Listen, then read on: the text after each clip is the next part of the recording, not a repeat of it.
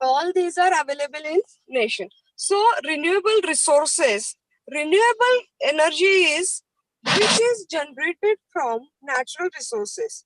For example, sun, wind, rain, tides, and can be generated by again and again as when required. Okay, this is considered as a renewable resources. So they are available in plenty, and by far most cleanest sources of energy available on the planet. So solar energy, wind energy, geothermal energy, biomass energy from plants, tidal energy are the example of renewable resources.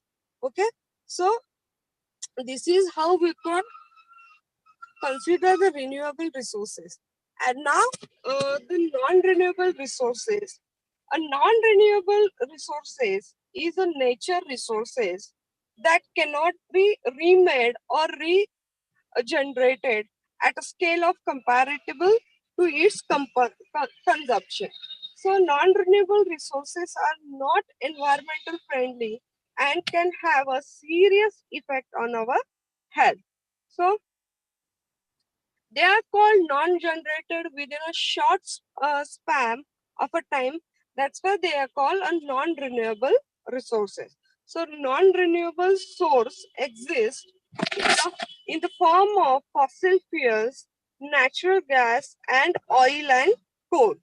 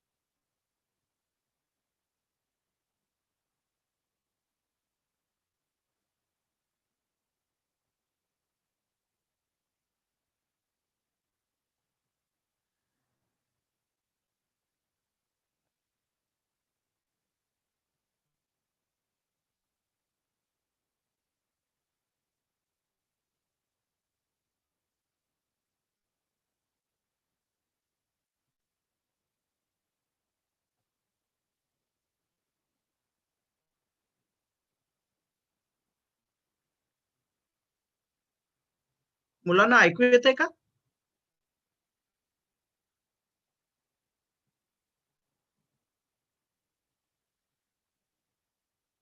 हा ma'am दिसतायत. Madam ऐकू Yes, येत sir. हो sir ऐकू येत आहे. Yes. So these are the non-renewable resources which we cannot regenerate again and again. Okay, so that are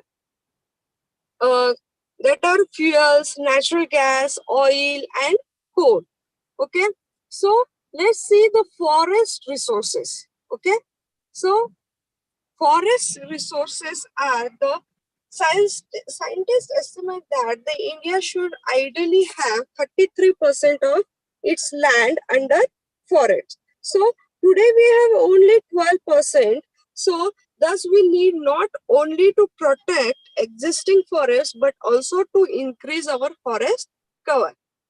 म्हणजेच काय तर आपल्याकडे भारतामध्ये 33% आपल्याकडे पूर्ण फॉरेस्ट एरिया असून त्यापैकी आता किती शिल्लक राहिलंय तर फक्त 12% आपल्याकडे फॉरेस्ट एरिया हा राहिलेला आहे. So we need to protect the existing forest but also to increase our forest cover. Okay, so not only we have to protect this for existing forest but we need to increase this forest cover also. Okay, so for that what to do, how so first, let's see the excessive use of forest resources. Okay, what are the uses of forest resources? The first is they stop the rain-bearing winds and cause the rainfall. Okay, this is the first and most important role of forest resources. Okay, that are the cause to rainfall. So they increase the moisture content in the atmosphere, and thereby they provide the additional precipitation in the locality or in the in that region. Okay, so if we have the dense forest area, so uh, so they can increase the moisture content in the atmosphere, and for thereby it provides the additional precipitation to that given region. Okay, so that's why we need to increase the forest cover. Okay, so another use of forest cover is they minimize the extreme variation in a climatic condition and make a climate more equitable, and they control the floods during the heavy rains by absorbing the excess rainwater. Okay, so in floods, so they can control the heavy rain by absorbing the excess rainwater on the surface. So they prevent the soil erosion. They checking the force of flowing of water. So the thick roots of trees absorb the large quantity of water. Thus, the forest help in the flow of rivers and streams. Okay, so thick roots of trees absorb the large quantity of water. So that's why we need to the forest help in the flow of rivers and the streams. Okay, so that these are the uses of forest resource. Okay, so another is the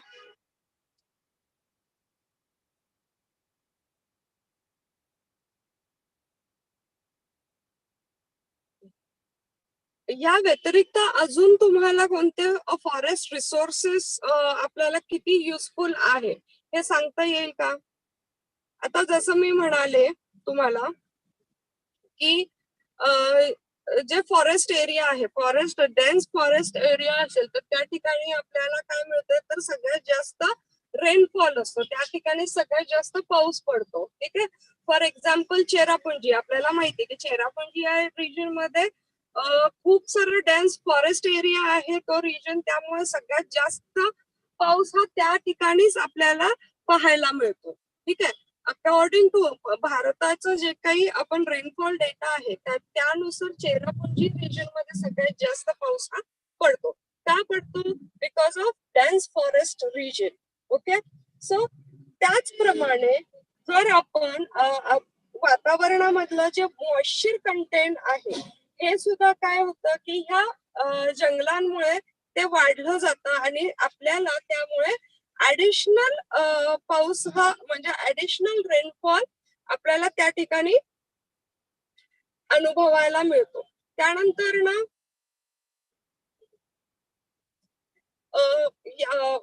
आपल्याकडे जर दाट जंगल असेल तर आपलं extreme variation जे असेल climatic condition म्हणजे खूप जास्त उन्हाळा असेल तर किंवा खूप जास्त थंडी असेल, खूप जास्त प्रमाणात पाऊस असेल तर त्या ठिकाणी जर फ्लड असेल तर किंवा पूर परिस्थिती उत्पन्न झाली असेल तर त्या ठिकाणी आपल्या या झाडांमुळे जे काही एक्सेसिव्ह वॉटर आहे ते एक्सेसिव्ह वॉटर जे सरफेसवर एक्सेसिव्ह वॉटर हे काय होतं ऍब्सॉर्ब केलं जातं by the forest region. Okay, so म्हणून आपल्याला these are the uses of forest resources. Okay, so याचप्रमाणे आपण they offer the hunting grounds, they provides shelter to wild animals and birds. They improve the sanitary condition of the place. They are source of revenue to the government. Okay, they facilitate the human existence by providing oxygen, and the human beings are absorbing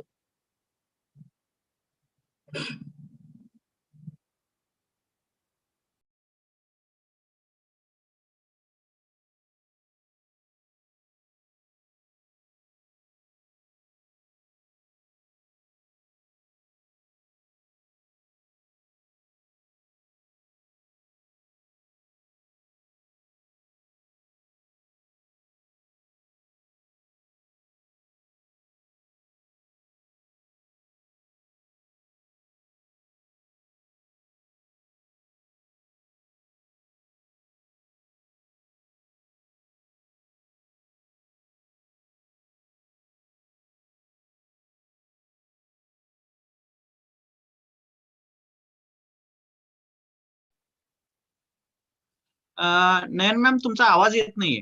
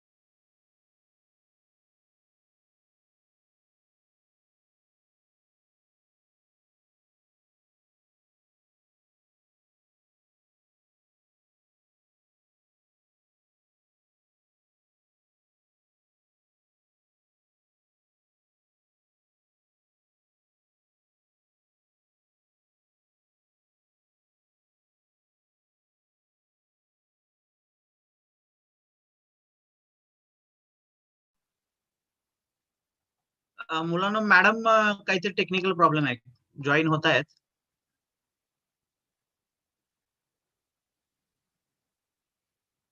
हा, झालेले आहेत ma'am join.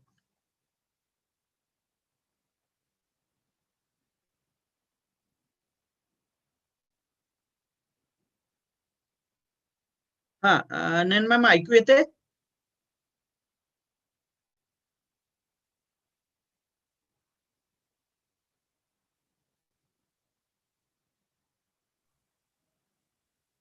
Hello. हा, येते हा ऐकू sir. तुमचं. हो, okay सुरू सर. करा. हा. येस. सो आपण युजेस ऑफ फॉरेस्ट रिसोर्सेस बघत होतो. So other than rainfall, so जंगलांपासून आपल्याला काय मिळतं अजून, तर they provide the shelter to wild animals and birds. Okay, they improve the sanitary condition of the place. They are the sources of revenue to the government. So they facilitate the human existence by providing oxygen. Okay, so providing oxygen to human beings and absorbing the carbon dioxide by human beings. Okay, झाडांपासून आपण काय घेतो, तर oxygen घेतो, आणि आपण जे काही कार्बन डायऑक्साईड सोडतो तर ते कोण ऍब्सॉर्ब करतं, तर झाडे ऍब्सॉर्ब करतात. सो त्यामुळे आपल्याला जंगल वाढवणं ही गरज आहे. So they provide the employment large number of people in a different capacity as a would Cutler and carriers. Okay, and they also provide us the herbal medicines. Okay, so या प्रकारे आपण काय करतो की या झाडांचा उपयोग करून घेतो. आणि सो या सगळ्या कारणामुळे काय होत चाललंय, दीज आर द ह्याचा वापर आपण अति प्रमाणात केल्यामुळे these are the reasons for the large scale depletion of forest areas. So expansion of agricultural and more forest have been clear for the agriculture. आता आपण काय करतो की प्रोडक्शन ऑफ फूड, त्यासाठी काय करतोय, आपल्याला क्रॉपिंग करायचं असतं. म्हणजे ऍग्रिकल्चर प्रोसेसमुळे काय होत आहे की आपण काय करतो की काही जी फॉरेस्ट एरिया आहे, फॉरेस्ट रिजन मध्ये काही काही लोक काय करतात, शेती करतात. मग त्यासाठी काय होतं की जो काही फॉरेस्ट एरिया असतो तो काय केला जातो, क्लिअर केला जातो. क्लिअर इन द सेन्स तिथली झाडेही कापून घेतली जातात आणि तिथे शेती व्यवसाय हा केला जातो. त्यानंतर ना large area of forest land have been clear for urbanisation and human settlement. Okay, त्यानंतर ना काय की आपला अर्बनायझेशन आणि ह्युमन सेटलमेंट डेव्हलप करण्यासाठी आपण काय करतो की थोडाफार फॉरेस्ट एरिया हा क्लिअर करतो. त्यानंतर commercial exploitation for forest. Okay, आता कमर्शियल एक्सप्लॉयटेशन काय की फॉर फर्निचर यूज. ठीक आहे, वेगवेगळ्या कन्स्ट्रक्शन मटेरियल साठी पण आपण काय करतो, झाडांचा वेगवेगळ्या लाकडांचा उपयोग केला जातो. सो त्यानंतर ना फॉरेस्ट फायर्स. ओके, त्यानंतर ना जंगलामध्ये खनन कार्य करणं, mining activities in forest areas. So because of this आपल्याला काय मिळतं की लार्ज स्केल मध्ये आपल्याला फॉरेस्ट एरिया हा कमी होत चाललेला दिसून येत. सो हे सगळं थांबवण्यासाठी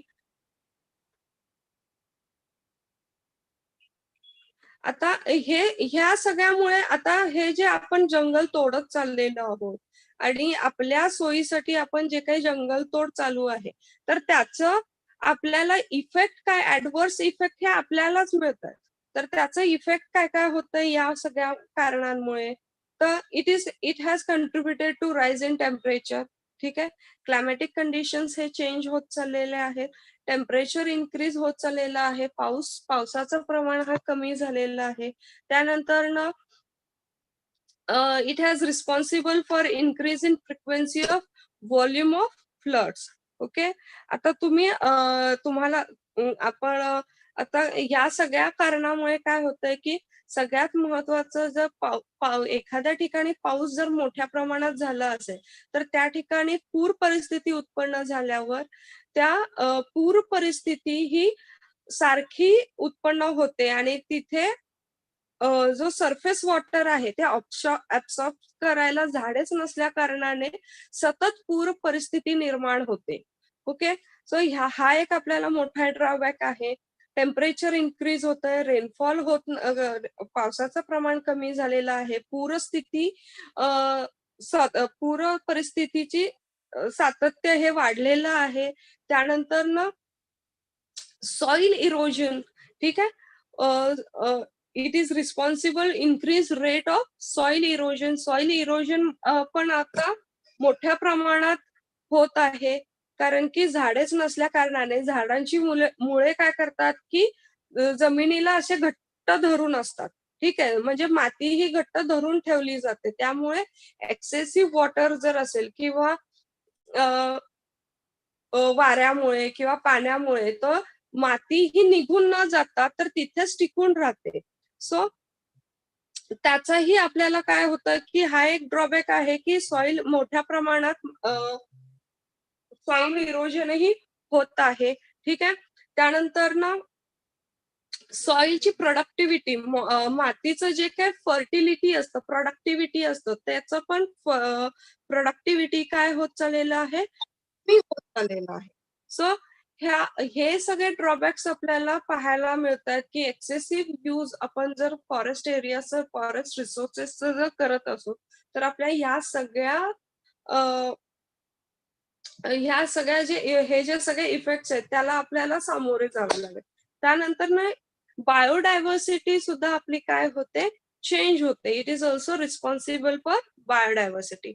आता आपण काही प्रमाणात काही जी झाडं आहेत ती पूर्णपणे नष्ट झालेली आहेत, तर त्या झाडांच्या सभोवताली जे काही जे काही बायोडायव्हर्सिटी ही तयार होत असते, तर त्याचं प्रमाण देखील आता कमी झालेलं आहे. किंवा वेगवेगळ्या तिथे जर प्राणी वावरत असतील तर त्या प्राणी आता काय झालेले आहेत, तर तिथे प्राणी आपल्याला दिसेनासे झालेले आहेत. सो अशा सगळ्या ड्रॉबॅक्स आपल्याला बघावे लागतील. त्यानंतर ना जे स्पेसीज असतात, प्लांट्स, ॲनिमल, याचे काही जे स्पेसीज आहेत त्या काही प्रमाणात काय झालेल्या आहेत, नष्ट झालेल्या आहेत. आणि त्यामुळे आपल्याला काय सगळ्यात मोठं ड्रॉबॅक काय होतं, या सगळ्यांमुळे इनबॅलन्स्ड अशी इकोसिस्टीम आपल्याला पाहायला मिळते. ओके, सो म्हणून आपल्याला काय गरजेचं आहे, तर झाडं वाचवणं हे गरजेचं आहे. ठीक आहे,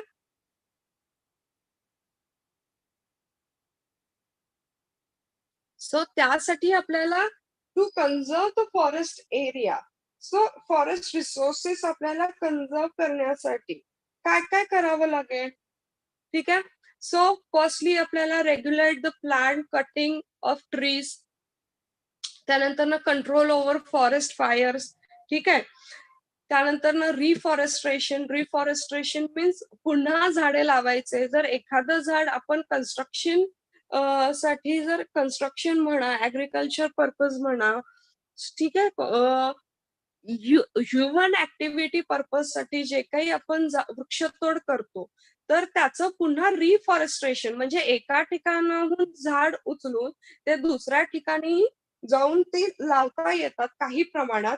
सो अशा प्रकारचं रिफॉरेस्ट्रेशन सुद्धा आपण केलं पाहिजे. त्यानंतर ना जास्तीत जास्त प्रमाणात झाडे लावली पाहिजे, सगळ्यात महत्वाचं.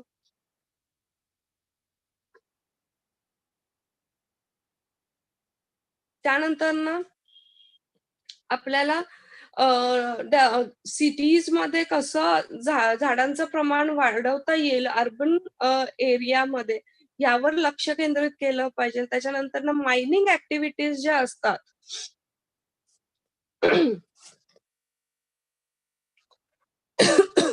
मायनिंग ऍक्टिव्हिटी ज्या आहेत, फॉरेस्ट कव्हर मध्ये जे काही जंगल एरिया असतो, जे काही फॉरेस्ट एरियाज मध्ये मायनिंग ऍक्टिव्हिटी, खनन कार्य होतं, तर त्यावर कुठेतरी आळा घातला पाहिजे. त्यानंतर ना आपल्याला काही ज्या स्पेसीज असतात झाडांच्या, तर त्या स्पेसीसची जपणूक कशी केली पाहिजे याच्यावर लक्ष केंद्रित केलं पाहिजे. त्यानंतर ना नॅशनल पार्क्स डेव्हलप केले पाहिजे, बोटॅनिकल गार्डन्स डेव्हलप केले पाहिजे. त्यानंतर ना डेव्हलपमेंट ऑफ सीड बँक्स. ठीक आहे. आता आपण बऱ्याच वेळा आपल्याला माहिती की पक्षी फळं खातात, झाडावरची फळं खातात, आणि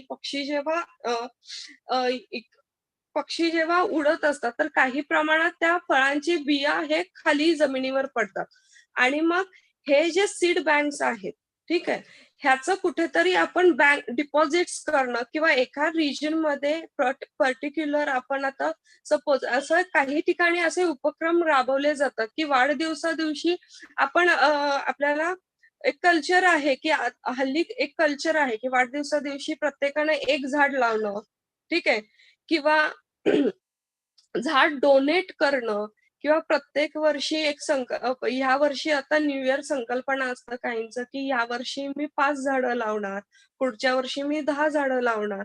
तर अशा प्रकारच्या जर संकल्पना आपण केल्या तर आपण काय करू शकतो की मोठ्या प्रमाणात हे कन्झर्व करू शकतो. त्यानंतर ना फॉरेस्ट मॅनेजमेंट कसं व्यवस्थितरित्या जर केलं तर आपण मोठ्या प्रमाणात वृक्षतोड ही थांबवली जाऊ शकते. त्यानंतर ना proper rule of government in forest conservation. ठीक आहे.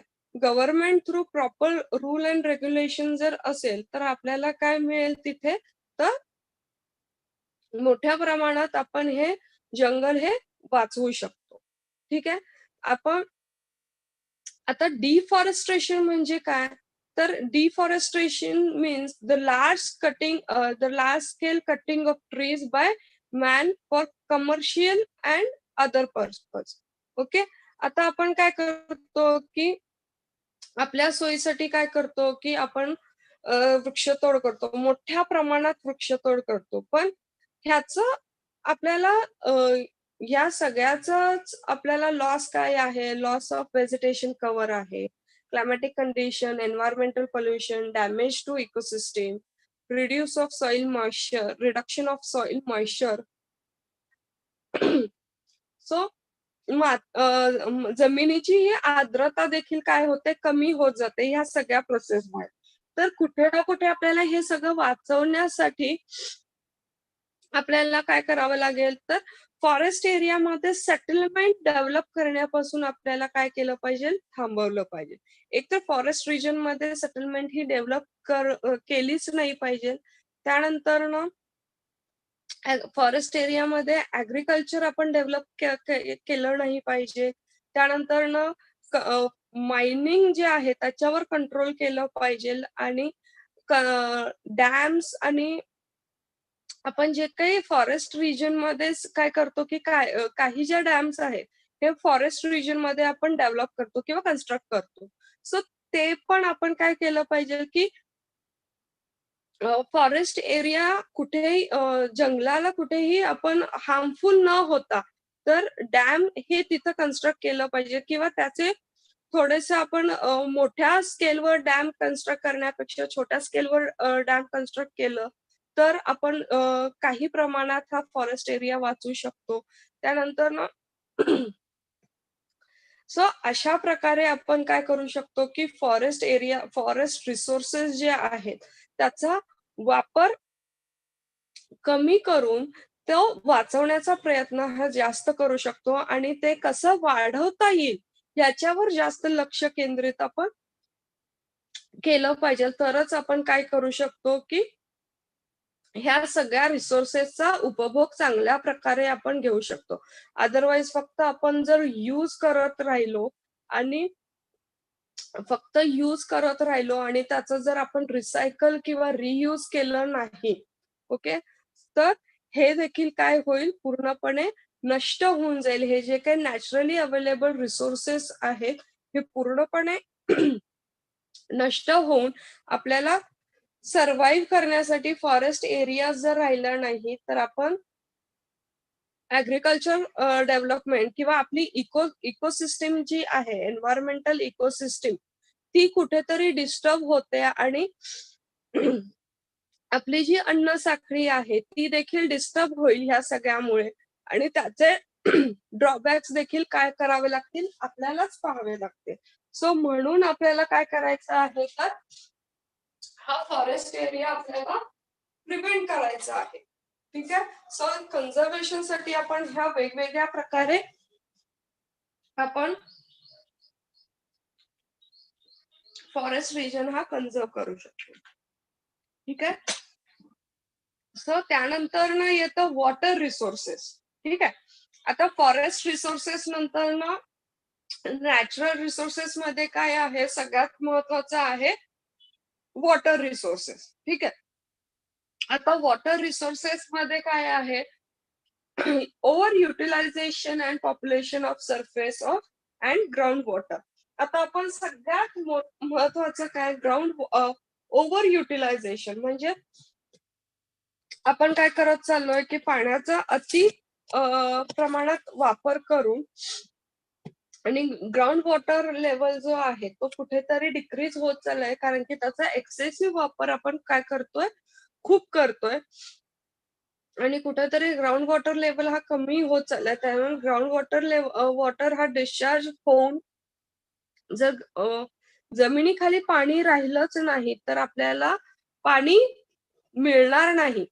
सो आता तो पुन्हा ग्राउंड वॉटर लेवल हा कसा इन्क्रीज करायचे, ते कसं कन्झर्व केलं पाहिजे, सो ते आपण सगळं कन्झर्वेशन, वॉटर कन्झर्वेशन मध्ये बघूया. Okay. So first let see the water resources.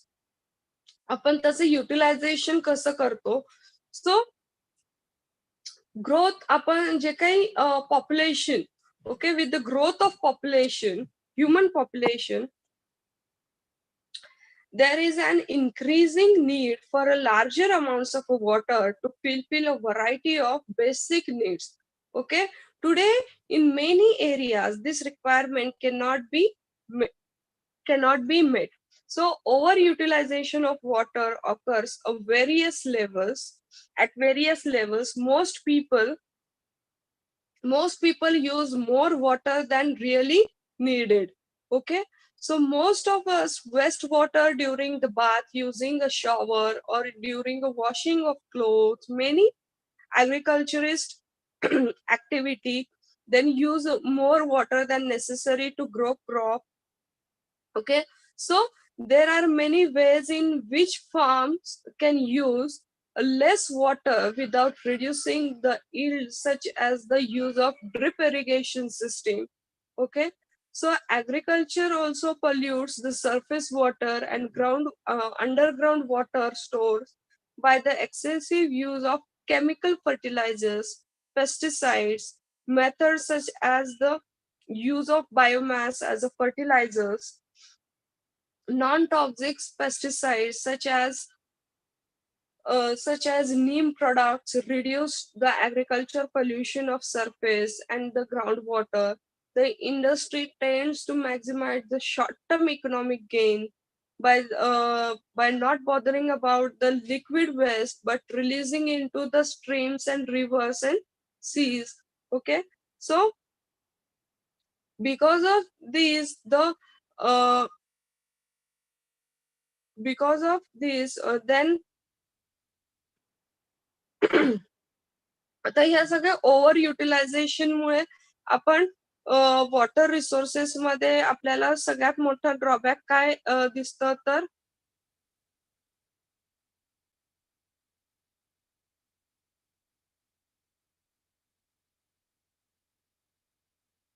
सगळ्यात मोठं ड्रॉबॅक आहे की फ्लड. ओके. फ्लड कशामुळे होतं, तर डिफॉरेस्ट्रेशनमुळे होतं. ओके. सो या फ्लड मुळे during flood changes river courses काय होतात, ते चेंज होतात. सो टन्स मध्ये माती जी काय होते ती नष्ट होऊन जाते. मिलियन्स ऑफ टन्स मध्ये valuable soil is lost into the sea. Then forest degrade the rainwater, no longer protocol slowly into the subsoil but runs off and down the mountainside bearing a large amount of top soil. आता हे जे काही running water आहे, या running water मुळे आपल्याला काही प्रमाणात सॉइल डिग्रेडेशन होताना पण दिसतात ओव्हर युटिलायझेशन जेव्हा आपण बघतो. त्यानंतर आपण हे ओव्हर युटिलायझेशन मुळे सगळ्यात मोठं ड्रॉबॅक काय आहे तर ड्रॉट. ओके, जर आपण व्यवस्थितरित्या जर वॉटर मॅनेजमेंट हे केलं नाही, ठीक आहे, त्याचा एक्सेसिव्ह वापर जर आपण करत राहिलो तर आपल्याला काय आपल्याला दुष्काळ हे सातत्याने अनुभवावं लागेल. जर पाण्याचं प्रमाण जर आपण पाण्याचं प्रमाण हे कमी केलं नाही, पाणी आपल्याला गरज आहे तितकंच पाणी वापरलं पाहिजे. एक्सेसिव्ह यूज जर पाण्याचा होत असेल तर काही वर्षानंतर त्या ठिकाणी आपल्याला दुष्काळ अनुभवावं लागेल. सो आता most of arid region of the world rains are unpredictable. arid region मध्ये rains are unpredictable. So this lead to periods when there is a serious scarcity of a water drink. So use in farm provide for a urban and industrial use. So one of the factor that warns that the effect of drought is a deforestation and excessive use of water. So drought drought is one of the major problem in our country due to the unpredictable climatic condition. Okay, so for this we have to do the water management. Okay, so how we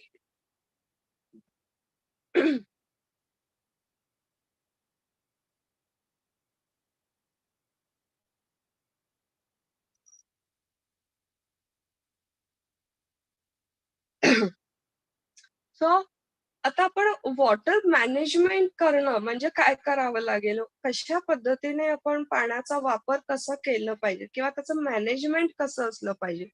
building building several small reservation instead of few mega projects. Okay, आता आपल्याकडे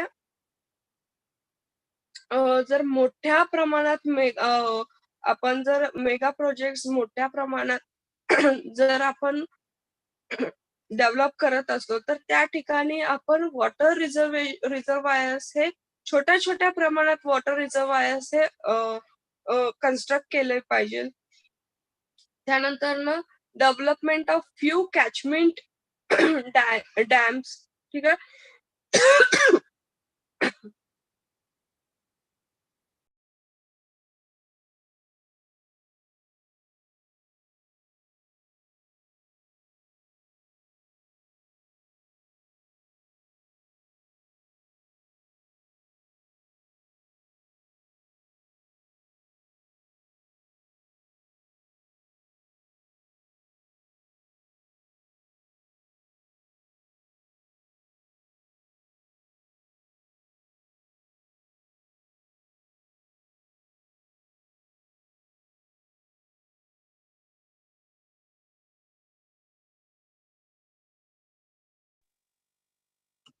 so त्यानंतर afforestation, झाडे जास्तीत जास्त प्रमाणात लावली पाहिजे.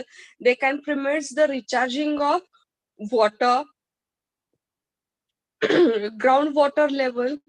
Okay, so underground water level जो आहे तर आपण जेवढ्या जास्त प्रमाणात झाडे लावू तेव्हाच आपल्याला ग्राउंड वॉटर लेवल जो आहे तो इन्क्रीज करता येईल. ठीक आहे. सो किंवा क्रॉप रोटेशन, क्रॉप रोटेशन केल्याने सुद्धा आपण काही प्रमाणात जे आहे काही प्रमाणात आपण पाणी हे वाचवू शकतो. किंवा एखाद्या शेतीमध्ये जर पाणी मातीचं आपण जर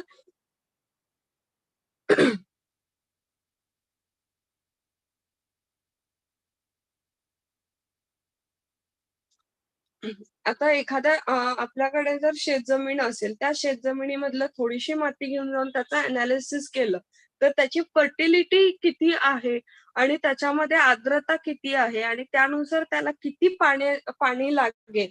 सो याचा देखील आपल्या ह्या सगळ्या टेक्नॉलॉजीचा जर आपण शेती करताना जर उपयोग केला तर काही प्रमाणात आपण काय एक्सेसिव्ह पाण्याचा जो वापर होतो तर तो कुठेतरी आपण काय करू शकतो तर थांबवू शकतो. ठीक आहे. त्यानंतर ना preventing in leakages from dams and canals. Okay.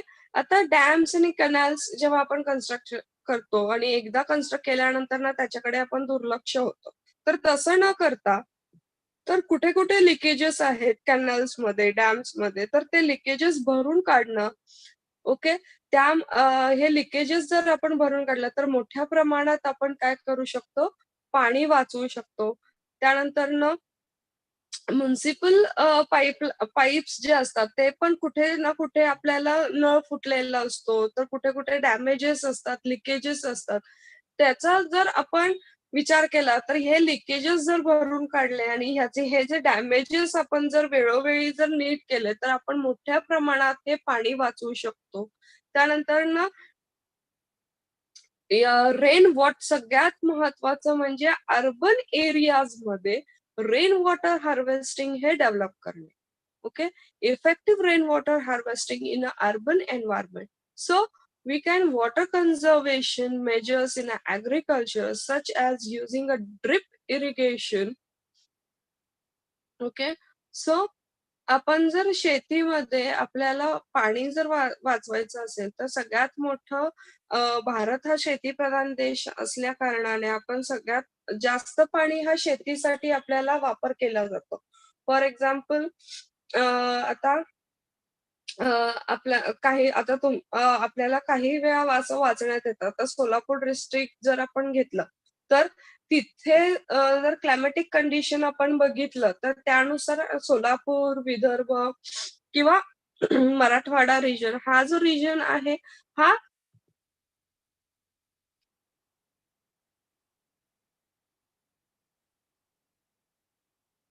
हा जो प्रदेश आहे हा पर्जन्य छायेचा प्रदेश आहे. तर या ठिकाणी मुळातच पाऊस हा कमी पडतो.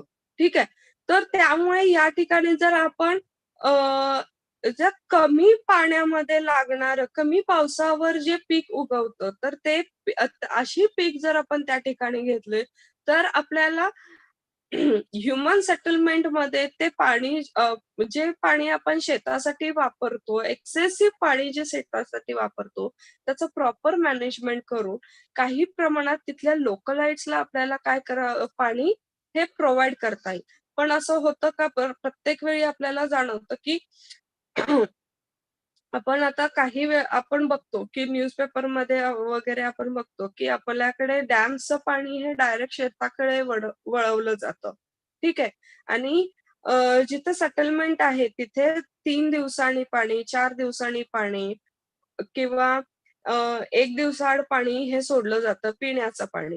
सो असं न करता जर प्रॉपर मॅनेजमेंट केलं तर तिथे क्रॉप रोटेशन केलं किंवा वेगळ्या पद्धतीचं जर आपण क्रॉपिंग केलं तर जे कमी पाण्यामध्ये ज्या कमी पाण्यामध्ये एखादं जर पीक उगवत असेल तर त्या पिकाचं आपण तिथे त्या प्रकारची शेती आपण त्या ठिकाणी केली पाहिजे जेणेकरून पाणी कमी लागेल आणि जे काही एक्सेसिव्ह वॉटर असेल ते काही ह्युमन सेटलमेंटला आपल्याला प्रोव्हाइड करता येईल.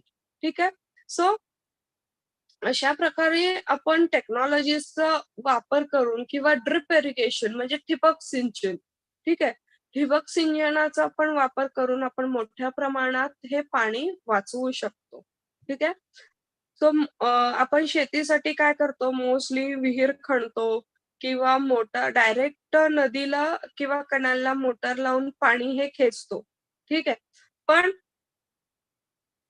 असं न करता जर त्या ठिकाणी ठिबक सिंचन किंवा अ, तळे बांधणी.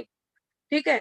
तर छोट्या छोट्या प्रमाणात देखील आपण तळे जर बांधले तर त्या ठिकाणी अशा प्रकारे सुद्धा आपण काय करू शकतो तर पाणी हे वाचवू शकतो. सो त्यानंतर नॅचरल रिसोर्सेस नंतर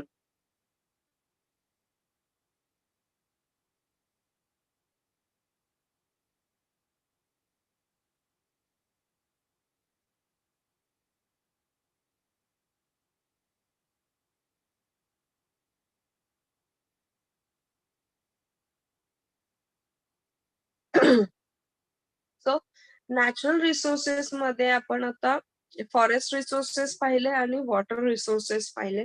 त्यानंतर ना आपण आता बघणार आहोत mineral resources. Okay, so mineral resources, a minimal minerals is a naturally occurring substance of a definite chemical composition and identifiable physical properties. Okay, minerals are formed over a period of millions of years in the earth crust. So iron, aluminium, zinc, manganese, and copper are the important raw materials for the industrial use. So important non-metal resources includes coal, clay, cement, and silica. Then stone used for a building materials such as granite, marble, limestone constitute the another category of the minerals. Okay, so this kind of a minerals we use in our this mineral resources we use. Okay, so for this आपण काय करतो की ह्या सगळ्या mineral resources काय करतो की mineral resources साठी आपण काय करतो, हे जे मिनरल रिसोर्सेस आहेत झिंक, अल्युमिनियम, आयर्न, मॅग्नेशियम, त्यानंतर ना granite, marble, limestone, coal, non metal, metal. Okay, तर ह्या सगळ्याचा एक्सेसिव्ह यूज आपण करतो. ठीक आहे, तर त्यानंतर ना ह्यासाठी आपल्याला काय करावं लागतं, तर सगळ्यात महत्वाचं खनन कार्य करावं लागतं. तर ह्या खनन कार्य म्हणजे काय, हे खनन करणं म्हणजे काय की extraction of minerals that are form of earth interior so that they can be used. This process is known as a mining. Okay, so आपल्याला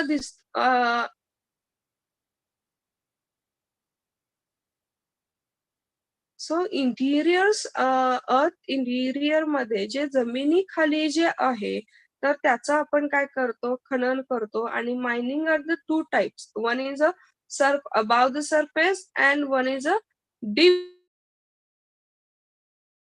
surface. Okay, so surface mining is less hazardous than the underground mining. Okay, and metal mining is less hazardous than the coal mining. Okay, so the fumes are generated by the incomplete dynamite explosion are extremely poisonous.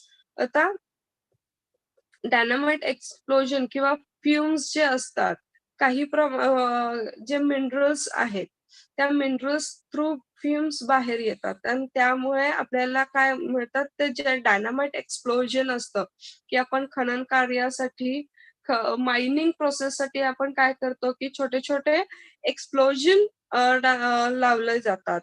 ठीक आहे, तर त्या एक्सप्लोजनमुळे हे काय असतं, extremely poisonous असतात. काही जे एक्सप्लोजन आहे ते पॉइझनस असतात आणि काही प्रमाणात त्याचा सगळ्यात मोठा लॉस हा ह्युमन्सला होतो.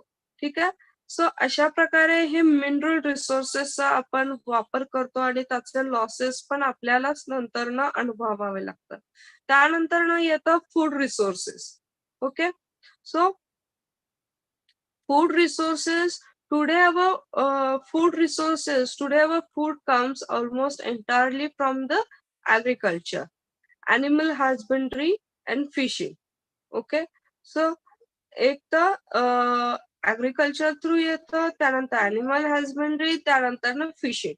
Okay, so although the India is the self-sufficient in the food production, it is only because of modern patterns of agriculture that are unsustainable, so and which the pollutes the environment with the excess use of fertilizers and pesticides. Okay, आजकाल आपण बघतो की शेती करताना जे काही fruit production आपण agriculture through आपल्याला मिळतात. India is a self sufficient in a food production. India is it is only because of a modern pattern of agriculture. Okay, so that are unsustainable and which is pollutes the environment and the fertilizers and pesticides. Okay, so if the crops are hit by the pesticides, an entire crop can be devastated, so leaving the farmer no income during the year. So आपण food रिसोर्सेसचा use जसा आहे, तर आपण जसं food production हे मोठ्या प्रमाणात आपल्याकडे होत जरी असलं, तर ते मोठ्या प्रमाणात आपण वेगवेगळ्या पेस्टिसाइड्स हे फर्टिलायझर्स यूज केल्यामुळे आपल्याला काही प्रमाणात कस नसलेलं हे अन्न आपल्याला काय फूड प्रोडक्शन आपल्याला मिळतं, त्याची प्रोडक्टिव्हिटी आणि क्वालिटी ह्यामध्ये खूप फरक आपल्याला जाणवतो ह्या मॉडर्न पॅटर्न नुसार जर आपण शेती केली तर. Okay, so world food problem काय काय आहेत? So in many developing countries where the population are expanding rapidly, the production of food is unable to keep pace with a growing demand, and food production in 64 of 105 developing countries is lagging behind the population growth level. So these countries are unable to produce more food or do not have the financial means to import it. Okay, so 105 देशांपैकी 64 देशांना ज्या developing countries आहेत, ठीक आहे, developing countries मध्ये आपण जर बघितलं तर फूड प्रोडक्शन हे काही प्रमाणात फूड प्रोडक्शन प्रॉब्लेम हे आपल्याला पाहायला मिळतं. आता हे फूड प्रोडक्शन प्रॉब्लेम हे कशामुळे, तर पॉप्युलेशन हे इन्क्रीज होत चाललेलं आहे. पॉप्युलेशन इन्क्रीज होत चालल्यामुळे आपल्याला मध्ये आपल्याला तफावत होत असताना दिसते. आता तफावत म्हणजे की पॉप्युलेशन जास्त आहे आणि प्रोडक्शन हे कमी आहे. ठीक आहे, ऍज कम्पेअर टू पॉप्युलेशन. आता स्टॅटिस्टिकली आपण जर बघितलं तर पॉप्युलेशन हे द्विगणित असं इन्क्रीज होत चाललंय आणि फूड प्रोडक्शन जे आहे हे काय की स्टेबल फूड प्रोडक्शन आहे. त्याच्यामध्ये आपल्याला इन्क्रीज अमाऊंट जी आहे ही स्टेबल आहे, की एका पॉइंटने काय होतं फूड प्रोडक्शन हे इन्क्रीज होतंय, पण पॉप्युलेशन मात्र काय आहे दुपटीने वाढत चाललेलं आहे. सो हा जो डिफरन्स आहे त्यामुळे काही डेव्हलपिंग कंट्रीजला काय फूड प्रोडक्शन प्रॉब्लेम्स हे सर्व्हाइव्ह करावे लागतात. So they countries are unable to produce more food. Okay, so आणि जरी आपण फूड प्रोडक्शन जास्त प्रमाणात करू शकत नाही, तर आपल्याकडे financially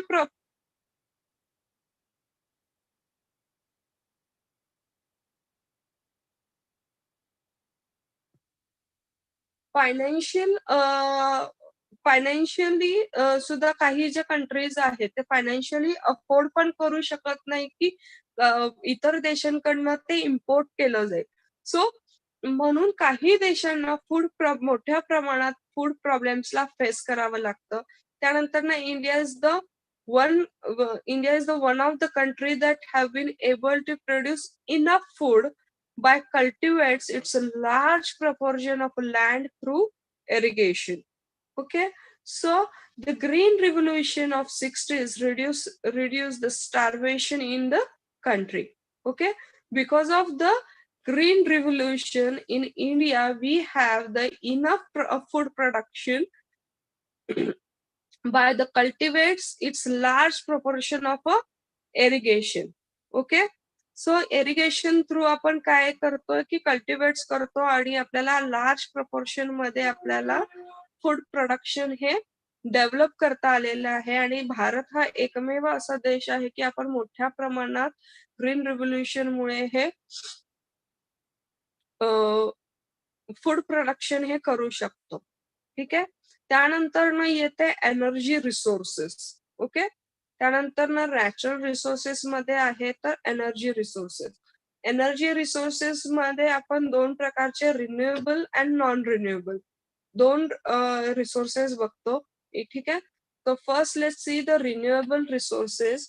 Renewable energy is energy which generated from natural resources, for example, sun, wind, rain, tides, and can be generated again and again as when we require. Okay, so they are available on a plenty and far most the cleanest sources of energy available on the this planet. Okay, so other than solar energy, wind energy, geothermal energy, biomass energy from the plants, tidal energy are the example of renewable resources. Okay, so these are the renewable resources. Now, the non-renewable resources. A non-renewable resources is a natural resource that cannot be remade or regrowth at a scale comparable to its consumption. Non-renewable resources are not environmental friendly and can have a serious effect on our health. So they are called non-renewable because they cannot be regenerated within a short span of a time. So non-renewable resources exist in a form of fossil fuels and natural oils and coals. Okay, so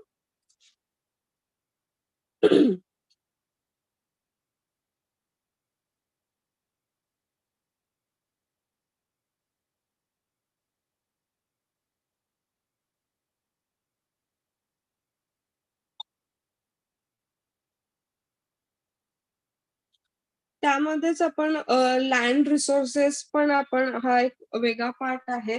land resources means hills, valleys, plains, river, basins, wetland.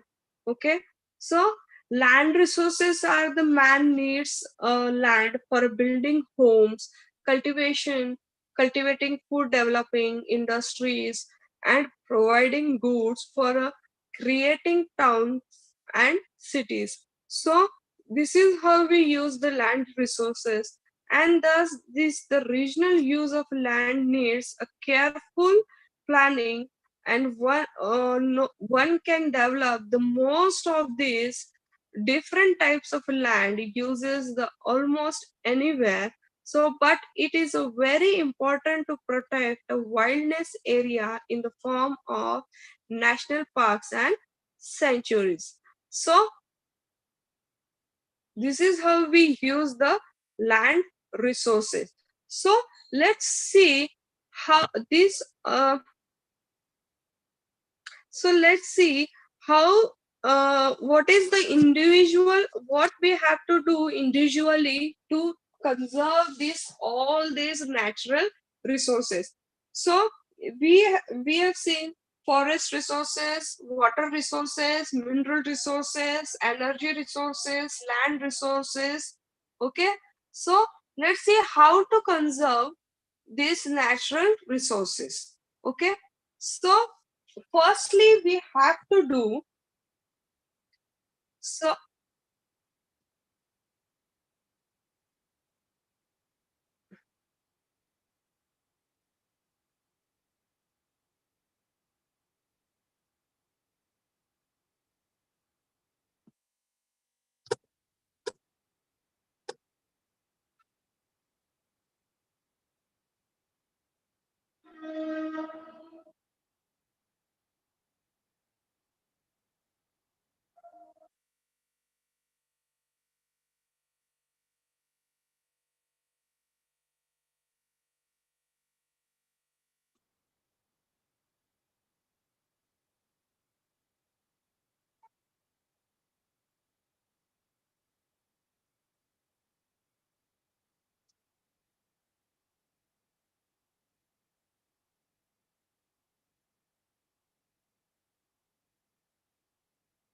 So firstly we have to encourage the mass scale trees plantation in the programs. Okay, tree प्लांटेशनला आपल्याला सगळ्यात महत्वाचं भर द्यावं लागेल मोठ्या प्रमाणामध्ये. त्यानंतर corporate with the NGOs engaged in a saving trees. Okay, जे काही एनजीओज असतात की ते पर्यावरण संरक्षणासाठी काही एनजीओज हे काम करत असतात, तर त्या NGOsच्या मदतीने आपण झाडे हे वाचवू शकतो. ठीक आहे. आता फॉर एक्झाम्पल आता रिसेंटली टीम तरुणाई म्हणून एक आहे. तुम्ही युट्यूबवर पण ते सर्च करू शकता. तर टीम तरुणाईमध्ये काय केलं जातं, तर मोठ्या प्रमाणात जे काही अशी पडीक पडलेली जी जमीन आहे, त्या ठिकाणी वृक्ष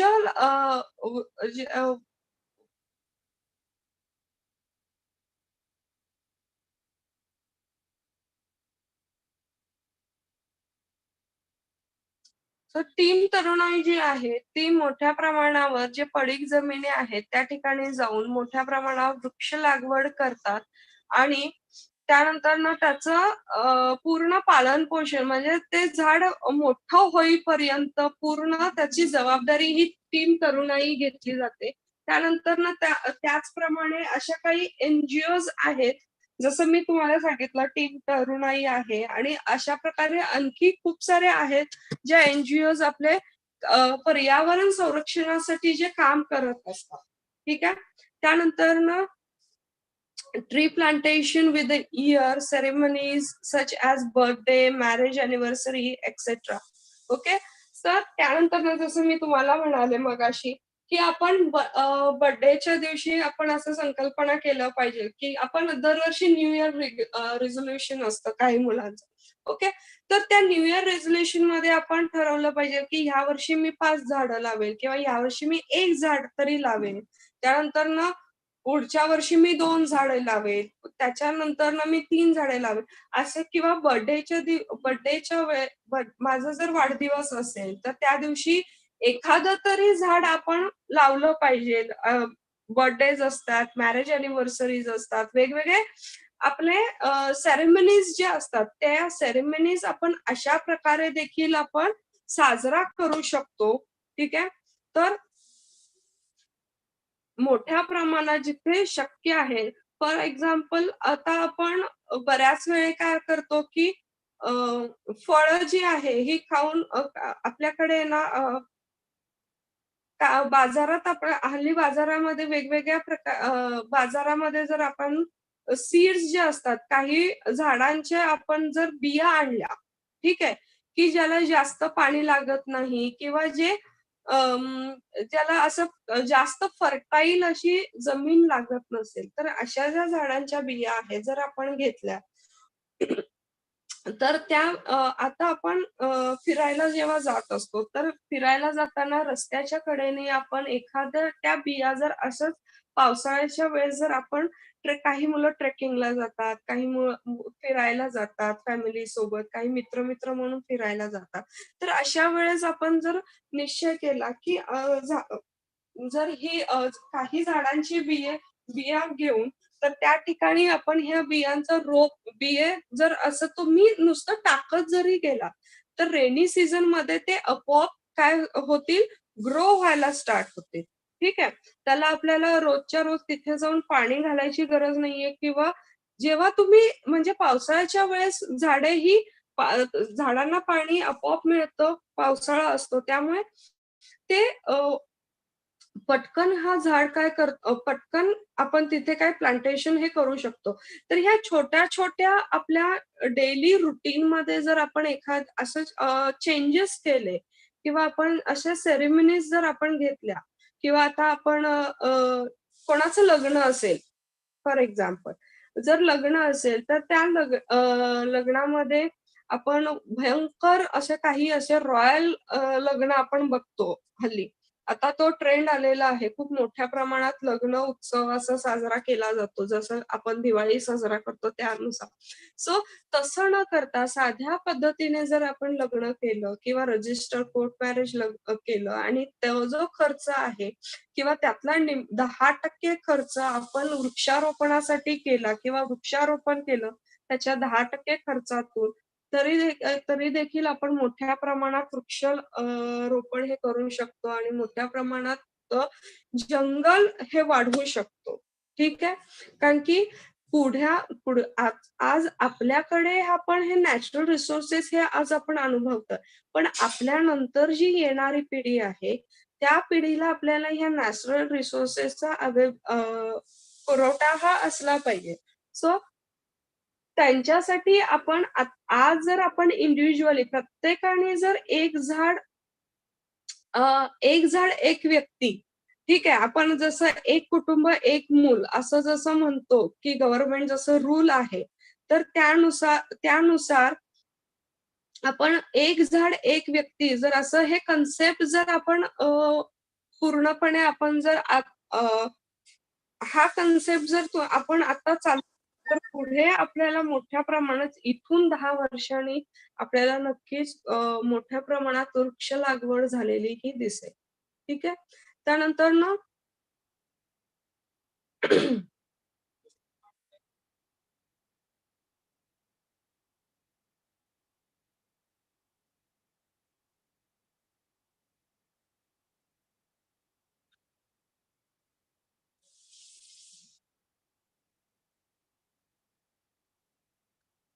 त्यानंतर ना आपण आता हे झालं forest conservation individual rule. Okay. त्यानंतर ना आपण वॉटर कन्झर्वेशन हे कसं केलं पाहिजे. So filling water in a washing machine to level required for a clothes to be washed. Okay. आता आता आपण हल्ली प्रत्येकाकडे वॉशिंग मशीन असतं, म्हणजे सामान्य मध्यमवर्गीय कुटुंबामध्ये आपण सगळीकडे बघतो की वॉशिंग मशीन हे मोठ्या प्रमाणात यूज केलं जातं अर्बन एरियाज मध्ये. तर त्याचं एक्सेसिव्ह आता जेवढं मार्किंग केलं असेल पाण्यासाठी, पाणी धुण्यासाठी जेवढं पाणी लागतं तेवढंच पाणी आपण जर त्या मशीनमध्ये रिक्वायर अमाऊंट ऑफ वॉटर जर आपण तिथे डिपॉझिट केलं, तेवढ्याच पाण्यामध्ये ते क्लोथ्स काय होईल, वॉश होऊन निघतील आणि एक्सेसिव्ह यूज ऑफ वॉटर हे थांबवलं जाईल.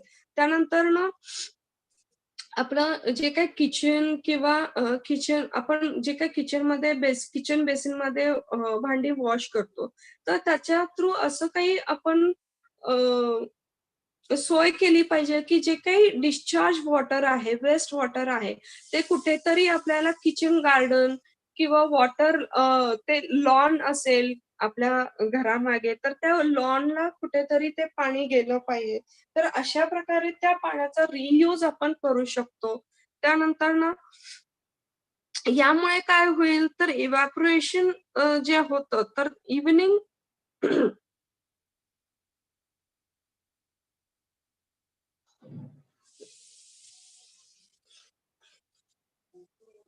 आणि त्यानंतर ना आपण काय करू, या छोट्या छोट्या आपण छोटे छोटे स्टेप जर आपण घेतले पाणी वाचवण्यासाठी, फॉर एक्झाम्पल जसं मी आता तुम्हाला सांगितलं, त्यानंतर ना वेटलँड्स, लेक्स, पॉन्ड्स, वेल्स हे कुठेतरी आपण कन्झर्व केलं पाहिजे, सेव्ह केलं पाहिजे. त्यासाठी वेगवेगळ्या ऍक्टिव्हिटीज राबवल्या पाहिजे. त्यानंतर ना 22 मार्च हे वर्ल्ड वॉटर डे म्हणून आपण सेलिब्रेट करतो.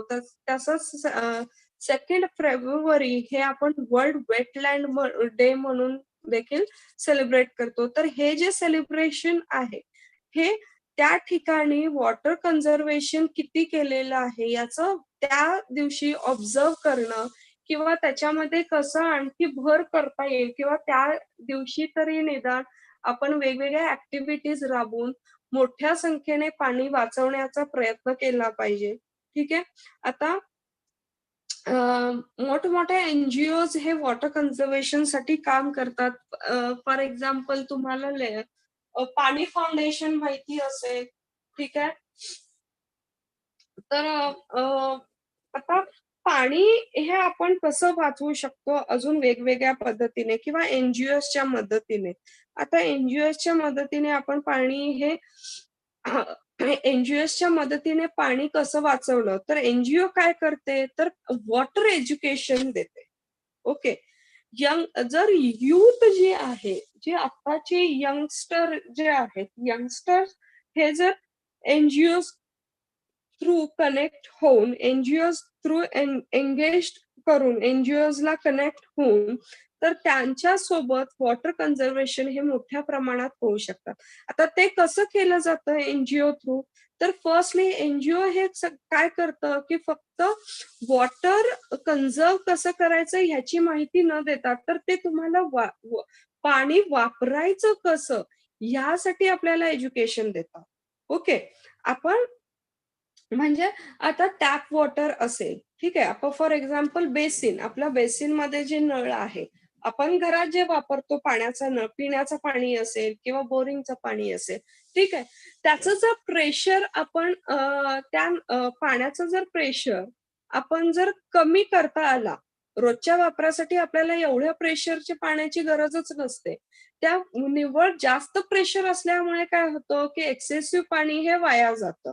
ठीक आहे, तर त्याचं जर प्रेशर आपण कमी केलं त्या टॅप प्रेशरचं, तर टॅपचं जर आपण प्रेशर कमी केलं तर मोठ्या प्रमाणात आपण काय करू शकतो, पाणी वाचवू शकतो. की डे बाय डे रुटीन मध्ये, आपण डेली रुटीन मध्ये जे काही पाणी वाया जातं, की नळ मोठं करतो आपण, अगदी मोठं सोडून जातो, पण ते नळ मोठं सोडल्यामुळे काय होतं की काही पाणी जे आहे हे आपल्या त्या भांड्याच्या बाहेर पडतं, किंवा काही मोठ्या प्रमाणात आपल्याला आणि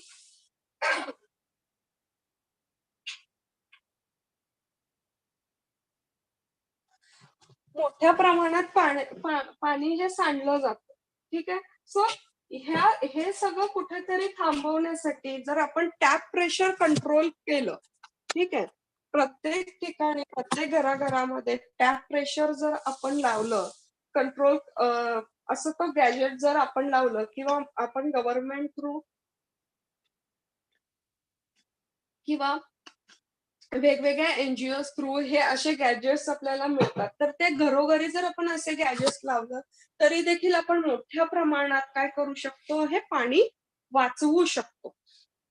ठीक आहे, त्यानंतर ना अशा प्रकारे आपण पाणी वाचवू शकतो. त्यानंतर ना शेती किंवा पडी का असे डोंगर रांगा ज्या असतात, आता डोंगर उतारावरून काय होतं, पाणी खाली येतं, तर उताराच्या इथे जर आपण तळे खोदले, किंवा आपण असे त्या उतार्यालगत आपण जर तळे जर तळे बांधणी केली, तर जे काही डोंगरावरून खाली उतारावर येणारं जे पाणी आहे ते त्या तळ्यात साचलं जाईल, आणि पुढे आपल्याला त्याच तळ्यातून काय मिळेल, पुढे जर त्या तळ्याला आपण अशा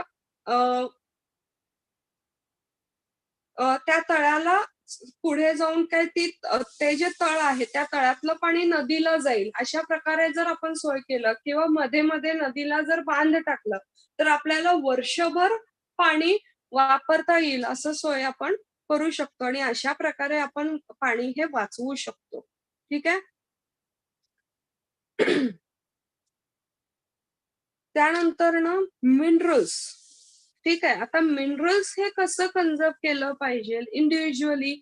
ओके, आता some of the major conservation of minerals are minimize the uses of minerals which are likely to be depleted or exhausted. Okay, so minimize the use of jewelry to conserve the source of minerals. Okay, so आपण excessive use of jewellery जे आहे, आपण जर jewellery कमी प्रमाणात use केलं, तर सोनं, चांदी, ठीक आहे, त्यानंतर ना ते ऑक्सिडाइज ज्वेलर्स असतात, डायमंड्स असतात, वेगवेगळ्या खडे असतात, आपण रुबी, क्रिस्टलाइन जे काही खडे मिळतात त्याचं प्रमाण कुठेतरी, क्रिस्टलाइन रिसोर्सेस, स्टोनचे जे रिसोर्सेस आहेत ते कुठेतरी आपल्याला कन्झर्व करता येईल जर आपण एक्सेसिव्ह यूज ऑफ ज्वेलरीचा कमी केला तर. हा इंडिव्हिज्युअल पार्ट आहे, हे इंडिव्हिज्युअली आपण एवढं करू शकतो to conserve the minerals. Okay, त्यानंतर ना recycle and reuse of mineral and reuse. आता हे रियूज कसं केलं पाहिजे याच्यावर आपण वेगवेगळ्या टेक्नॉलॉजीज डेव्हलप केल्या पाहिजे. त्यानंतर ना ते लॉंग लास्ट कसं राहील, आता जे काही मिनरल्स आहे ते त्याचं जे काही प्रोडक्ट आहे ते लॉंग लास्ट कसं राहील याच्यावर आपण विचार केला पाहिजे. त्यानंतर गाडी जी आपण जे काही पेट्रोल यूज करतो, पेट्रोल, डिझेल, ऑइल ह्याचा एक्सेसिव्ह यूज आपण कमी केला पाहिजे. त्यानंतर ना बायसिकल जे आहे हे रिपेअर आपण काय करतो की काही बायसिकल वेळोवेळी जर आपण बायसिकल्स जर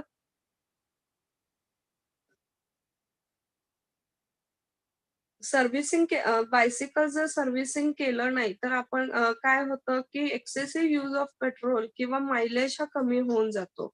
आपल्या जे काय मोपेड तुम्ही यूज करत असाल, मोपेड्स असतील किंवा बायसिकल्स असतील, टू व्हीलर्स असेल, ठीक आहे, फोर व्हीलर्स, तर जर आपण वेळोवेळी जर सर्व्हिसिंग नाही केलं तर त्याचं मायलेज कमी होतं. तर त्यामुळे मग काय मायलेज कमी झाल्यावर काय होतं की एक्सेसिव्ह पेट्रोल त्याच्यामध्ये जातं. जर आपण वेळोवेळी सर्व्हिसिंग केलं तर मायलेजही जास्त राहतं आणि बायसिकल ही व्यवस्थित मेंटेन राहते आणि त्याचा आपण एव्हर म्हणजे ते लॉंग लास्ट पर्यंत ते आपण ते यूज करू शकू. ठीक आहे. त्यानंतर ना जास्तीत जास्त पेट्रोल वाचवण्यासाठी जर अ, जवळचं डिस्टन्स असेल तर तिथे चालत जाणं किंवा सायकलवर जाणं प्रेफर करावं instead of using vehicle. Okay. So this is how we can conserve the minerals. Okay. Individual लेवलला आपण अशा प्रकारे हे कन्झर्व करू शकतो. त्यानंतर ना फूड सिक्युरिटी. ठीक आहे. फूड सिक्युरिटी आता इंडिव्हिज्युअल रोलमध्ये मेजर्स मध्ये आपण फूड सिक्युरिटी, आता फूड रिसोर्सेस बघितलं आपण, फूड रिसोर्सेस मध्ये फूड प्रॉब्लेम बघितले, आता ते कन्झर्व कसं केलं पाहिजे इंडिव्हिज्युअल रोलमध्ये ते बघूयात. So sustainable use of food and not wasting it. Okay. आता जेवढं गरज आहे तेवढंच अन्न आपण ताटात घेतलं पाहिजे. जर अगदी सुरुवात थोडं करा. जर तुम्हाला एखाद्या आवडीची भाजी असेल तर घेताना थोडी घ्या, पण लागत असेल तर आणखी जास्त घ्या. पण एकाच वेळी जास्त घेऊन आणि ते जर नंतर न जात नाही म्हणून आपण ते तसंच टाकून देतो काही वेळेस, तर तसं न करता लागेल तेवढंच ताटात घेणं आणि तेवढं पूर्ण संपवणं हे एवढं आपण करू शकतो. त्यामुळे काय होईल की काही प्रमाणात तरी आपण जे काही फूड वेस्ट होतं घरामध्ये तर त्यातला कुठेतरी आपण आळा घालू शकतो. त्यानंतर ना जेवढी गरज आहे तेवढंच अन्न घरामध्ये शिजवून एक्स्ट्रा अन्न न म्हणजे आपण काय करतो की एक्स्ट्रा आज कोणतरी येईल किंवा हा 2 पोळी खाईल, हा 1 पोळी खाईल किंवा आज मी 3 पोळ्या खाणार आणि खाल्लं 1च आणि बाकीच्या 2 ह्या तशाच राहतात. मग दुसऱ्या दिवशी आपण काय करतो ते सकाळी फेकून टाकतो. तर ते वेस्ट होतं. ओके. सो तसं न करता जेवढं तेवढं अन्न हे शिजवलं ही प्रमाणात होईना फूड हे अन्न हे वाचवू शकतो. जिथं गरज आहे त्या ठिकाणी आपण अन्न जाऊन देऊ शकतो. जर एखाद्या घरामध्ये सेरेमनी असेल, बर्थडे असेल, मॅरेज अॅनिव्हर्सरी असतील किंवा आणखी काही वेगवेगळ्या सेरेमनीज ज्या असतात, तर त्या अशा वेळेस एखाद्या अनाथ आश्रमला किंवा ज्याला गरज आहे किंवा अशा काही सेक्टर्स जिथे अन्नाची कमतरता आहे किंवा काही एनजीओ जे आहे माल न्यूट्रिशन जी मुलं असतात त्यांच्यावर जे काही एनजीओ त्यांच्यासाठी काम करत असतात तर त्यांना प्रोटीन प्रोव्हाइड करणं किंवा त्यांना लागेल असं अन्न त्या लोकांना जाऊन देणं. तर अशा आपण वेगवेगळ्या ऍक्टिव्हिटीज इंडिव्हिज्युअली हे राबवू शकतो आणि मोठ्या प्रमाणात फूड सिक्युरिटी आपण हे करू शकतो. हे आपलं इंडिव्हिज्युअल रोल आहे फूड सिक्युरिटीमध्ये. सो आपण हे करू शकतो, की इंडिव्हिज्युअली जर आपण एक-एक स्टेप जर फॉरवर्ड केलं, तर मोठ्या प्रमाणात म्हणजे छोट्यापासून मोठं आपण म्हणजे अगदी लहान अगदी एक छोटा जसं आपण आज 1 मिनिट व्यायाम केला आहे, तर रोज 1 मिनिट जर व्यायाम केला त्याचा आपल्याला चेंजेस कधी जाणवतात की 4 महिन्यानंतर. तर त्याचप्रमाणे जर आपण रोज काही प्रमाणात जर अन्न वाचवता आलं, जे काही राहिलेलं अन्न असेल ते फेकून न देता ज्याला गरज आहे त्याला ते अन्न दिलं तर मोठ्या प्रमाणात आपण अन्न हे वाचवू शकतो, जे वाया जाण्यापेक्षा किंवा फेकून देण्यापेक्षा. आणि ऑर्गॅनिकली जे काही अन्न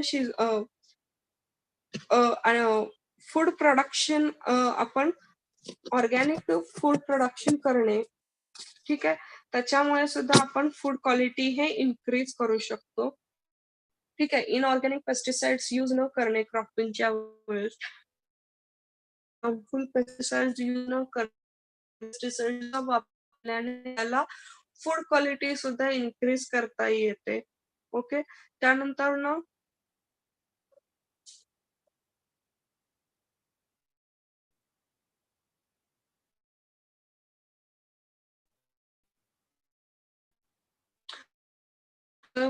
काही आपल्या देशामध्ये मोठं काय तर नॉन-व्हेज न खाता व्हेजिटेरियन प्रेफर करणं, ठीक आहे. तर अशा छोट्या-छोट्या स्टेप्स आपण छोट्या-छोट्या पाऊल जर आज आपण उचललं तर नक्कीच पुढच्या जनरेशनसाठी आपण हे जे काही नॅचरल रिसोर्सेस आहेत, ते आपण कुठेतरी कन्झर्व्ह करू शकू. Then energy, how to save the energy. Okay. So energy energy आपण इंडिव्हिज्युअली आपण एनर्जी कसं सेव्ह करू शकतो, तर गरज असेल तिथेच आपण काय करू शकतो, अ,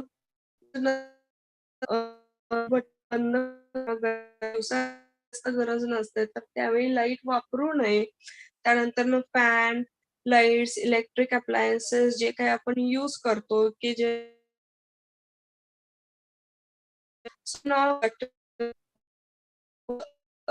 tube with CFLs and LED. Okay. जे काही ट्यूब लाईट्स आहेत त्याला तुम्ही रिप्लेस करू शकता CFL आणि LED थ्रू. ते लॉंग लास्टिंग आहे. त्यानंतर construct a building in a such a way that the maximum amount of sunlight can be obtained. ठीक आहे. अशी बिल्डिंग कन्स्ट्रक्शनच्या वेळेस आपण असं बिल्डिंग कन्स्ट्रक्ट करू शकतो की मॅक्झिमम सनलाईट हे आपल्या घरामध्ये येईल आणि जेणेकरून आपला लाईटचा वापर हा कमी होईल. Okay. Try to dry clothes in sunlight instead of dryer or washing machine. Okay. So आपण कपडे जे आहे आता काही वेळेस आपण मध्यमवर्गीय कुटुंबांमध्ये वॉशिंग मशीन हे यूज केलं जातं.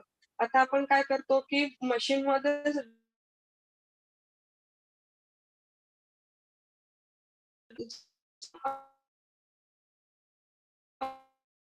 आपण सनलाईट मध्ये जर अ, उन्हात जर कपडे वाळत टाकले तर आपण लवकर कपडे वाळतील आणि एक्सेसिव्ह यूज ऑफ एनर्जी कुठेतरी आपल्याला वाचवता येईल. त्यानंतर सोलार कुकिंग फूड, ठीक आहे. सोलारचा जास्त वापर करणे, सोलार गिझर, ठीक आहे, सोलार कुकर, ठीक आहे. अशा सोलार कुकरचा उपयोग करून आपण कुकिंग करू शकतो. त्यानंतर एनर्जी एफिशियंट अप्लायन्सेस आहेत बाजारामध्ये, त्याचा जास्त वापर करणे, ठीक आहे. एनर्जी कन्झम्पशन, आता बाजारातून आपण जेव्हा एखादं इलेक्ट्रिक वस्तू जर तुम्ही आणत असाल, ठीक आहे, तर त्या इलेक्ट्रिक वस्तूचं एनर्जी कन्झम्पशन फिगर किती आहे हे बघायचं आणि त्यानुसार जर एनर्जी कन्झम्पशन फिगर जर 5 असेल तर 5 किंवा 5 पेक्षा जास्त असेल तर तेव्हाच कुठे आपण त्या इलेक्ट्रिक वस्तू ह्या घेतल्या पाहिजेत. त्यानंतर ऑटोमोबाईल्स जे आपण यूज करतो, for example बायसिकल्स, public transport, car pulling, two wheeler, four wheeler, ह्याचा जर आपण एक्सेसिव्ह यूज असेल एका माणसासाठी ही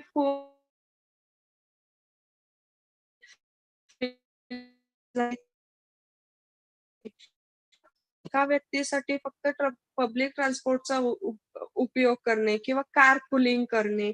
सपोज आता टू व्हीलर किंवा घराला जाताना आता प्रत्येकाकडे टू कॉलेज स्टुडंट्स कडे मोस्टली असतात. ऑलमोस्ट 60% स्टुडंट्स कडे टू व्हीलर असणार आहे घरामध्ये. ठीक आहे. आता टू व्हीलर युज करताना आपण एकट्यासाठी टू व्हीलर काढतो कधी कधी. ठीक आहे. असं न करता आपल्याला जर आपण जर एखाद्याला त्याच रूट मध्ये एकाला जर ड्रॉप केलं तर तुम्हाला त्याचे 2 फायदे आहेत. एक तर पेट्रोल वाचतो. ठीक आहे. पेट्रोल वाचतो. त्याच्यानंतर जो व्यक्तीला तुम्ही ड्रॉप केला आहे त्याच्याकडनं तो जे काही पब्लिक ट्रान्सपोर्टसाठी पैसे खर्च करणार होता तेच पैसे तो तुम्हाला देईल. ठीक आहे. तुम्हाला तुमच्या पेट्रोलसाठी पण तुमचे इन्कम होईल. ठीक आहे. त्यानंतर ना एक कंपनी मिळेल तुम्हाला. जर तुम्ही बोरिंग आपण काही वेळेस आपल्याला ट्रॅफिकमुळे खूप वेळ लागतो एखाद्या ठिकाणी पोहोचण्यासाठी. सो ट्रॅव्हलिंग हे बोरिंग होऊन जातं. तर आपल्याला चांगली कंपनी मिळते जर आपण कार पुलिंग केलं, बायसिकल पुलिंग केलं. सो अशा किंवा पब्लिक ट्रान्सपोर्ट थ्रू अशा वेगवेगळ्या प्रकारे आपण ऑटोमोबाईलचा यूज केला पाहिजे आणि एक्सेसिव्ह यूज हा थांबवला पाहिजे. देन ओनली हा इंडिव्हिज्युअली आपण असे छोटे छोटे स्टेप्स हे घेऊ शकतो. ठीक आहे. लार्ज स्केलवर आपण लार्ज स्केलवर हे एनजीओ हे काम करतच असतात. पण इंडिव्हिज्युअली जेव्हा आपण हे सगळं कन्झर्व करण्यासाठी काम करू तेव्हा कुठे आपण ह्या नॅचरल रिसोर्सेस काही प्रमाणात वाचवू शकू. ठीक आहे. त्यासाठी प्रत्येकाने इंडिव्हिज्युअल लेवलवर आपल्याला काय करावं लागणार आहे, नॅचरल रिसोर्सेस साठी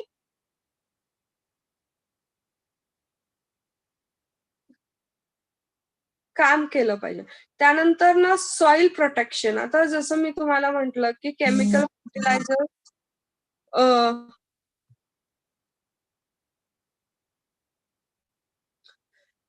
नॉन केमिकल फर्टिलायझर्स यूज करणं किंवा पेस्टिसाइड्स यूज करणं किंवा सॉइल फर्टिलिटी चेक करून त्याला जेवढी गरज आहे पेस्टिसाइड फर्टिलायझर्स तेवढंच फर्टिलायझर प्रोव्हाइड करणं.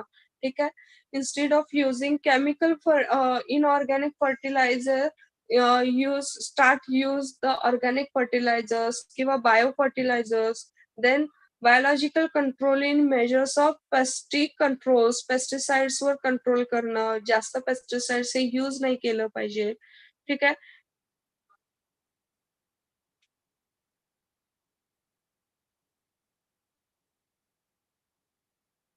आता avoid over irrigation without a proper irrigation to prevent the water logging.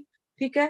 त्यानंतर discharging the pesticides in agriculture ह्याच्यावर आपण कुठेतरी आळा घातला पाहिजे. त्यानंतर मिक्स क्रॉपिंग अडॉप्ट केलं पाहिजे किंवा मल्टिपल क्रॉपिंग एका ठिकाणी आपण वेगवेगळ्या प्रकारचं पाहिजे क्रॉपिंग. तर मल्चिंग मल्चिंग प्रोसेस काय असते, प्रोसेस म्हणजे काय की आपण झाडाभोवती जो काही झाडाची जी गळलेली पाने असतात. ठीक आहे. आपण काय करतो की झाडाची गळलेली जी पाने आहेत ते पानं काय करतो की झाडून टाकतो. ठीक आहे. तसं न करता ती पानं तसंच त्या ठिकाणी ठेवून जर दिली तर मोठ्या प्रमाणात आपण सॉइल इरोजन हे थांबवू शकतो. का? कारण की त्या झाडांच्या पानं जे आहेत हे झाडांची पानं मुळे ती जी जमीन आहे ती जमीन ही उघडी पडत नाही. त्याच्यावर पानांचा थर लागतो आणि पाण्यामुळे किंवा वाऱ्यामुळे तिथली माती ही उडून जात नाही आणि पाण्याबरोबर ती वाहून जात नाही. त्याचं प्रमाण हे कमी होतं. त्यामुळे मल्चिंग प्रोसेस हे खूप मोठ्या प्रमाणात आपण यूज करू शकतो किंवा इंडिव्हिज्युअल रोल मध्ये आपण आपल्या घराभोवती जर झाडे असतील त्या झाडांचा जे काही आळा आहे त्या आळ्यामध्ये जर पाणी असतील तर ते झाडून न टाकता किंवा ते पाने उचलून कचरा पेटीत न टाकता ती तशीच जर ठेवली तर त्याच्या थ्रू त्या मल्चिंग प्रोसेस थ्रू आपण मोठ्या प्रमाणात माती हे वाचवू शकतो.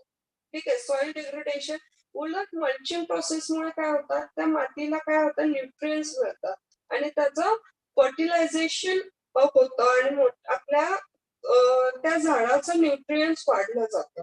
ठीक आहे.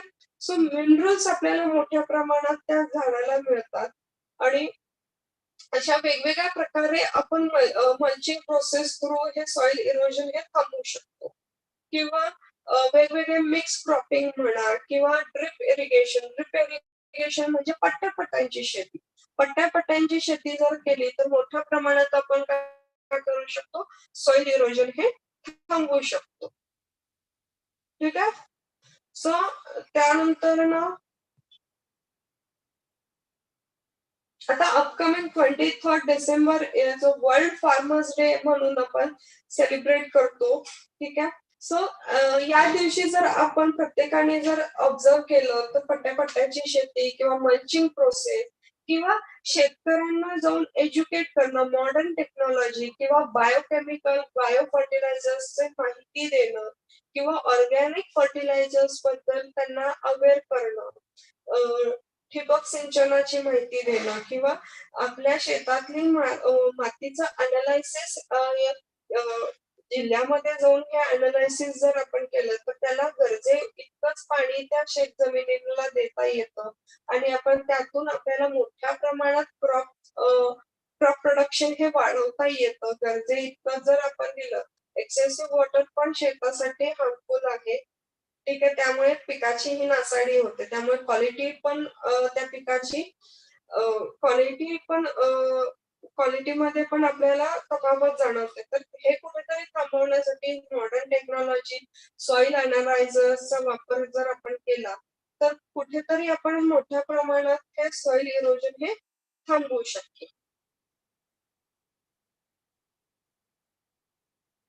सो अशा प्रकारे आपण नॅचरल रिसोर्सेसचा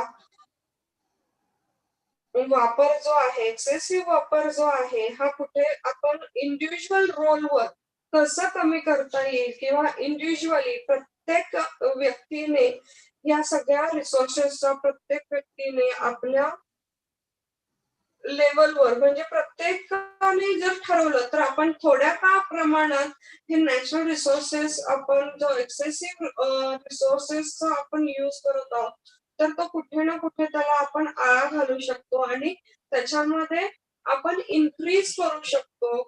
ठीक आहे. So thank you. येस मॅम, ऐकू येते? हो सर, ऐकू येते. येस. तर मी आबासाहेब गरवारे कॉलेजच्या ईव्हीएस कमिटीकडून, आर्ट्सच्या ईव्हीएस कमिटीकडून मी नयन गायकवाड मॅडम आहेत, त्यांचे आभार मानतो की त्यांनी आपला वेळ देऊन 2 सेशन्स नॅचरल रिसोर्सेस वर घेतली. मॅमचं लेक्चर तुम्ही संपूर्ण ऐकल्यावर तुम्हाला लक्षात आलं असेल की खूप बारीक बारीक गोष्टी ज्या आपल्या जीवनामध्ये आपल्याला करता येणं शक्य आहे, साध्या सिंपल गोष्टी असतील ज्या मॅमनी सांगितल्या. म्हणजे कसं आहे की नॅचरल रिसोर्सेस हे आपल्याला जर वाचवायचे असतील, नैसर्गिक संसाधनं जर वाचवायची असेल तर काय काय आपल्याला करणं गरजेचं आहे, ती संकल्पना काय आहे आणि कशा पद्धतीने आपल्याला कृती करणं गरजेचं आहे याच्याविषयी चांगल्या पद्धतीने मार्गदर्शन केलं. तर मी पुन्हा एकदा आबासाहेब गरवारे कॉलेजच्या आर्ट्स ईव्हीएस कमिटीकडून मॅडमचे आभार मानतो, विद्यार्थ्यांच्या तर्फे आणि ईव्हीएस कमिटीतर्फे. मुलांना तुम्हाला काय शंका असेल तर तुम्ही विचारू शकता चॅट बॉक्स मध्ये. जर तुम्हाला काय शंका असेल, एखादा प्रश्न असेल तर तुम्ही चॅट बॉक्स मध्ये विचारू शकता.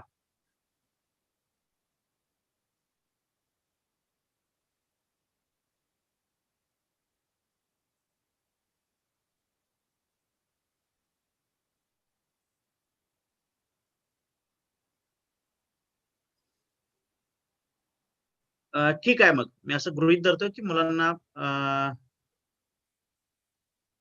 शंका नाही किंवा काही प्रश्न नाहीये. आणि जर तुम्हाला असेल तर तुम्ही नोट डाऊन करा. अजून उद्या आणि परवा आपले 2 सेशन्स आहेत आणि त्याच्यामध्ये आपल्याच कॉलेजमधील इंग्लिश विभागातील असोसिएट प्रोफेसर राहुल पुंगलिया हे पर्यावरणाच्या अनुषंगाने इतर जे पैलू आहेत, पर्यावरण आणि सौंदर्यशास्त्र, पर्यावरण आणि समाजशास्त्र, पर्यावरण आणि अर्थशास्त्र या सगळ्या गोष्टींच्यावरती चर्चा करणार आहेत. मॅम, एक प्रश्न यांनी विचारलाय, Adinath Jadhav, what is the concept of biodegradable, असा एक प्रश्न विचारला त्यांना. मॅम ऐकू येतंय? हो सर. हा. What is the concept of biodegradable?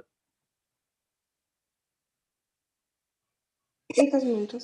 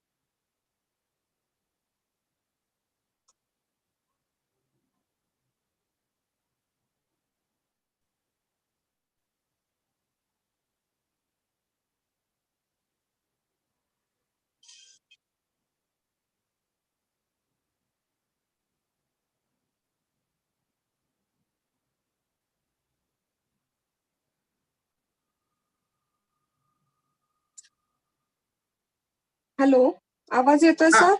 हा बोला मॅम.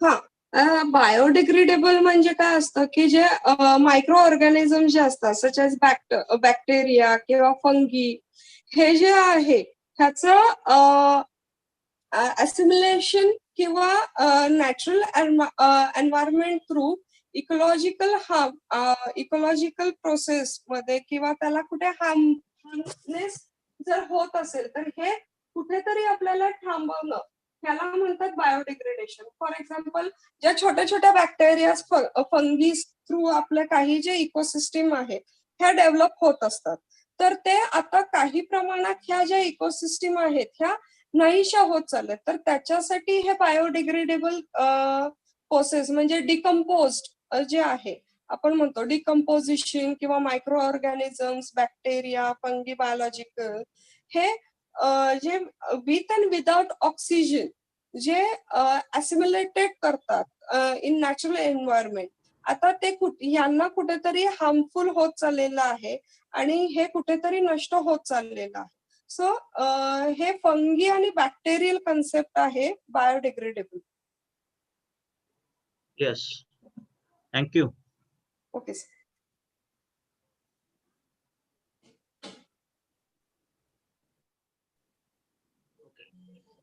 ठीक आहे, मग आजचं सेशन आपण थांबवतोय आणि उद्या आणि परवा आपली ठरल्याप्रमाणे टाइम टेबल मध्ये आहे त्या पद्धतीनं सेशन्स होतील.